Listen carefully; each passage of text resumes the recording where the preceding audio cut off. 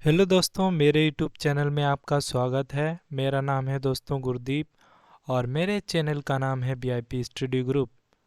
दोस्तों, आप आज ही सब्सक्राइब करिए वीआईपी स्टडी ग्रुप चैनल को और आपको यहाँ मिलेगा फ्री पीडीएफ और बहुत से ऐसे कंटेंट जो एग्ज़ाम में बहुत ज़्यादा इम्पॉर्टेंट होते हैं, उनके फ्री में आपको पीडीएफ मिलने वाले हैं और बहुत सी वीडियोस जो आपके एग्ज़ाम के लिए बहुत ज़्यादा हेल्पफुल साबित हो सकती हैं।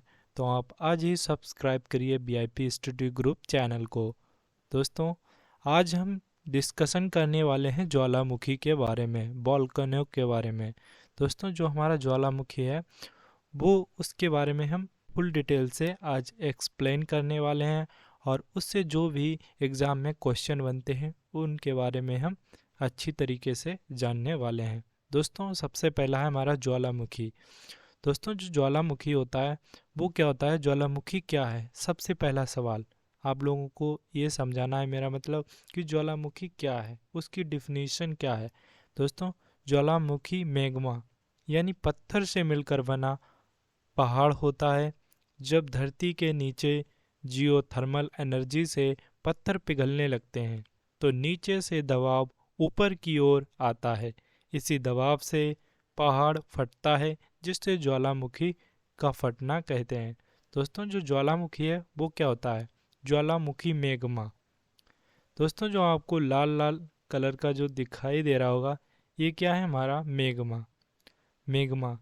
और मैग्मा कैसे बनता है? जो हमारे बड़े बड़े पर्वत होते हैं और उनके नीचे क्या होती है? गैस होती है। वो गैस क्या होती है? उसमें अत्यधिक दबाव होता है और वो ऊपर निकलना चाहती है, ऊपर निकलना चाहती है। जब वो गैस नीचे होगी और वो जब निकलना चाहती है ऊपर, तो वो क्या करती है?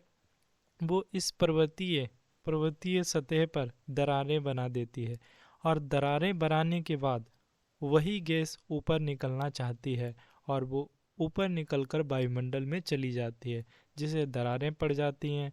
और दरारें पड़ने के कारण और यहाँ पर टेम्परेचर बहुत ज़्यादा हाई हो जाता है, जिससे क्या होता है, दरारें से हमारा लावा निकलने लगता है और दूर दूर तक बिखरने लगता है, जिसे हम नाम देते हैं ज्वालामुखी। ज्वाला का मतलब आग, मुखी मीन्स मुख, जिसका मतलब मुख आग की तरह हो, उसे हम ज्वालामुखी कहते हैं।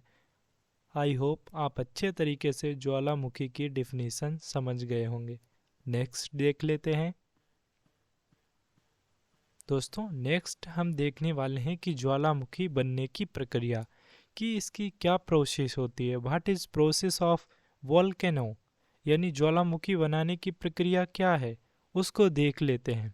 दोस्तों, ज्वालामुखी जो बनता है वो किस तरीके से बनता है, इस तरह और किस वो क्या प्रोसेस रहती है जिससे ये ज्वालामुखी उद्गर होता है, उसके बारे में हम देखने वाले हैं। ऐसा पर्वतीय स्थान जहाँ पर ज़मीन की सतह कमज़ोर होती है। क्या होती है? ऐसा कोई भी स्थान मान लीजिए जहाँ पर सतह कमज़ोर होती है। अधिकतर पर्वतीय क्षेत्रों में ही ज्वालामुखी निकलते हैं। तो क्या होता है, वहाँ पर एक ऐसी सतह जहाँ पर कमज़ोर हो सतह, पर्वतीय स्थान की सतह कमज़ोर होती है और पृथ्वी के आंतरिक हिस्सों में गैसें होती हैं। गैसें होती हैं और उनका दाब भी बहुत ज़्यादा होता है। हाई प्रेशर वाली गैसें होती हैं नीचे सतह में, और वो क्या करती हैं, वो उस पर्वतीय स्थान पर क्या होती है, दबाव बनाती हैं।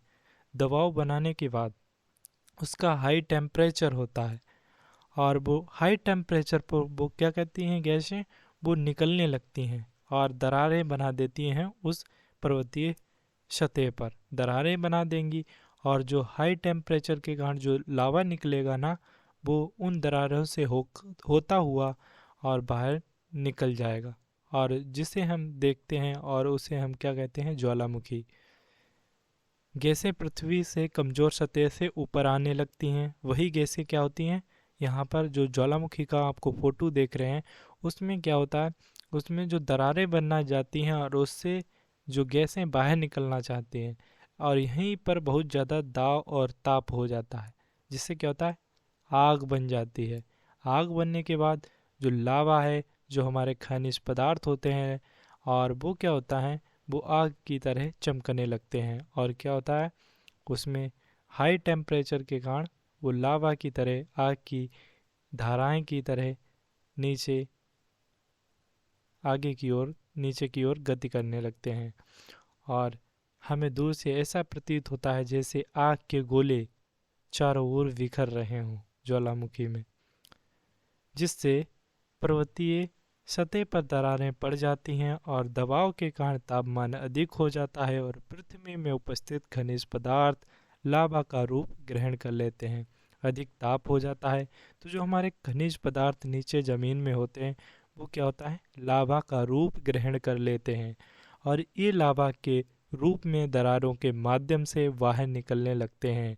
और क्या होता है, जब ये लावा होता है दरारों के माध्यम से बाहर निकलने लगता है तो हमें क्या दिखता है, एक ज्वालामुखी का रूप दिखता है जिसे हम नाम देते हैं ज्वालामुखी। हम कहते हैं भैया ज्वालामुखी का निर्माण हो गया है या ज्वालामुखी का उद्गर हो चुका है। दोस्तों आगे देख लेते हैं। आगे हम देखने वाले हैं कि ज्वालामुखी से क्या क्या परिवर्तन होते हैं वायुमंडल में और उससे क्या क्या हानियां होती हैं, इसके बारे में हम देखने वाले हैं।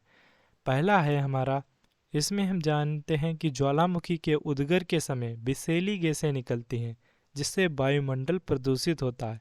नंबर एक, हम सभी जानते हैं कि जो ज्वालामुखी भाई निकलेगा उससे विषैली गैसें निकलती हैं जो क्या होती है, वो वायुमंडल को दूषित कर देती हैं। ऐसे ही पॉइंट हमारा दूसरा है, ज्वालामुखी फटने से मैग्मा बहता है।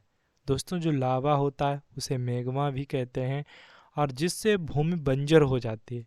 वही जलता हुआ मैग्मा होता है खनिज पदार्थों का, वो जैसे पानी की धारा नहीं चलती है वैसे ही ये भी मैग्मा आगे की ओर धारा की तरह ऊपर नीचे गति करता रहता है, जिससे क्या होता है, बहुत सी भूमि जो हमारी उपजाऊ होती है उस पर चला जाता है और ये क्या करता है, लावा जम जाता है और उस भूमि को बंजर बना देता है। क्योंकि लावा में होता है हाई टेम्परेचर और हाई टेम्परेचर जब अच्छी जो हमारी उर्वरक भूमि है उस पर जाता है हाई टेम्परेचर, तो क्या होता है, उसकी उर्वरक क्षमता घट जाती है या बंजर भूमि हो जाती है जिसमें हम कोई भी उत्पादन नहीं कर सकते और उसकी उर्वरक क्षमता नष्ट हो जाती है। दोस्तों जहाँ भी ज्वालामुखी होते हैं वहाँ की आसपास की ज़मीनें खराब हो जाती हैं या जो भूमि है वो बंजर हो जाती है जिसमें कोई भी उत्पादन नहीं किया जा सकता है। ऐसे ही नंबर 3 है, उद्गर के समय गर्म राख और गैस वायुमंडल में धुंध का निर्माण करती है। दोस्तों जब ज्वालामुखी का उद्गर होता है जिन क्षेत्रों में, वहाँ पर क्या होती है, वायुमंडल में गर्म राख, हमें काली काली राख जो है उड़ती हुई दिखाई देगी और गैसें भी बहुत सी वायुमंडल में हमें दिखाई देंगी, जिससे क्या होती है, धुंध छा जाती है चारों उसके आसपास क्षेत्रों में, कुछ भी नहीं दिखता है, जैसे धुआं ही धुआं हो गया हो, जिससे मानव को सांस रोगों से संघर्ष करना पड़ता है। दोस्तों भाई जहाँ भी गैस विषैली वायुमंडल में गैसें होंगी तो वहाँ के आसपास के लोग रह रहे होंगे, उन्हें बहुत सी बीमारियाँ हो जाएंगी, श्वास के रोगी हो जाएंगे। जहाँ भी ज्वालामुखी होता है वहाँ के आसपास के क्षेत्रों को खाली करवा दिया जाता है, वहाँ पर कोई भी व्यक्ति नहीं रह सकता क्योंकि अगर रहेगा तो उसे रोग हो जाएंगे, विभिन्न रोग हो जाएंगे श्वास से संबंधित। दोस्तों ये जानकारियाँ, ये हानियाँ होती हैं ज्वालामुखी के उद्गर होने से। जिस भी क्षेत्र में अगर ज्वालामुखी उद्गर होता है तो वहाँ ये समस्याएं उत्पन्न हो जाती हैं। नेक्स्ट देख लेते हैं दोस्तों। नेक्स्ट है हमारा कि ज्वालामुखी के कितने प्रकार को होते हैं। दोस्तों ज्वालामुखी के 3 प्रकार के होते हैं। पहला हमारा सक्रिय ज्वालामुखी, ये क्या होता है, ये सक्रिय रहते हैं, अभी भी एक्टिव हैं। जो ज्वालामुखी एक्टिव हैं वर्तमान में वो सक्रिय ज्वालामुखी कहलाते हैं। दोस्तों दूसरा टाइप होता है हमारा सुषुप्त ज्वालामुखी। और सुषुप्त ज्वालामुखी क्या होते हैं, जो पहले ज्वालामुखी थे लेकिन अब शांत हो गए हैं, लेकिन भविष्य में फिर से उसमें लावा निकल सकता है, चांस है कि आगे उसमें फिर से लावा निकल सकता है, लेकिन अभी वर्तमान में शांत है। और तीसरा टाइप है हमारा मृत ज्वालामुखी ये होता है दोस्तों, जो पहले थे ज्वालामुखी लेकिन अब नहीं है और वो शांत हो गए, मृत हो गए हैं। अब वो कभी भी ज्वालामुखी लावा नहीं निकालेंगे। दोस्तों ये तीसरा टाइप होता है मृत ज्वालामुखी। इसमें होता है कि जो ज्वालामुखी पहले तो सही थे, लावा भी दे रहे थे, लेकिन अब वर्तमान में वो बेकार हो गए, उनसे कोई भी लावा नहीं निकल रहा है और ना ही धुआं निकल रहा है। दोस्तों ये 3 टाइप होते हैं ज्वालामुखी के। और जो संक्रिय ज्वालामुखी का उदाहरण है वो पिलियन है दोस्तों, पिलियन नाम का ज्वालामुखी। ऐसे सुषुप्त ज्वालामुखी का जो उदाहरण है वो स्ट्रामबेली है। सुषुप्त ऐसा होता है कि जो पहले एक्टिव था लेकिन अब नहीं है, लेकिन फ्यूचर में फिर से एक्टिव हो सकता है। सुषुप्त ज्वालामुखी का अर्थ ये होता है। ऐसे मृत ज्वालामुखी है, उसका उदाहरण है विसुवियस।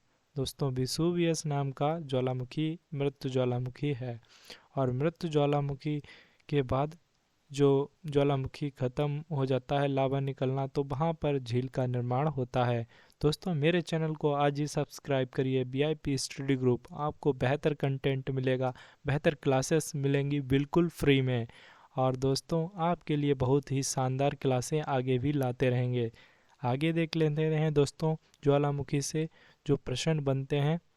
दोस्तों अब हम डिस्कशन करने वाले हैं कि ज्वालामुखी से संबंधित महत्वपूर्ण प्रश्न जो एग्ज़ाम में अक्सर पूछ लिए जाते हैं या एग्ज़ाम के पॉइंट ऑफ व्यू से इम्पॉर्टेंट हैं।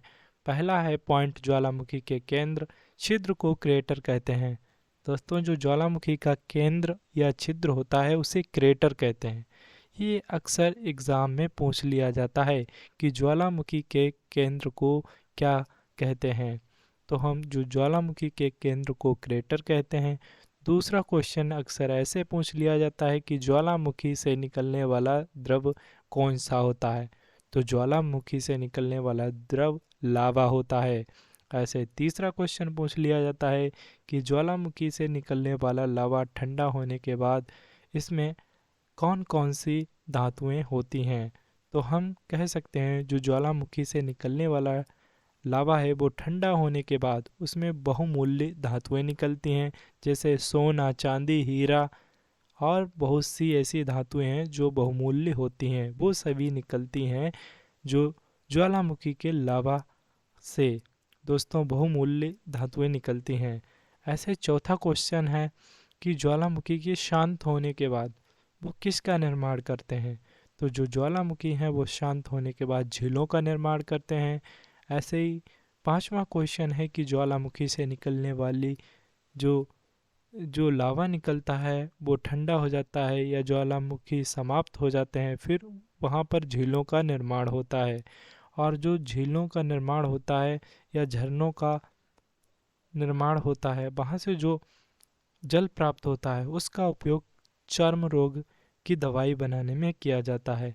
दोस्तों ये 5 इम्पॉर्टेंट क्वेश्चन वो थे, इससे ज़्यादा अक्सर पूछ लिए जाते हैं और इनके उत्तर भी आपको मैंने बताया किस टाइप से होंगे और अक्सर ये एग्ज़ाम में आते रहते हैं।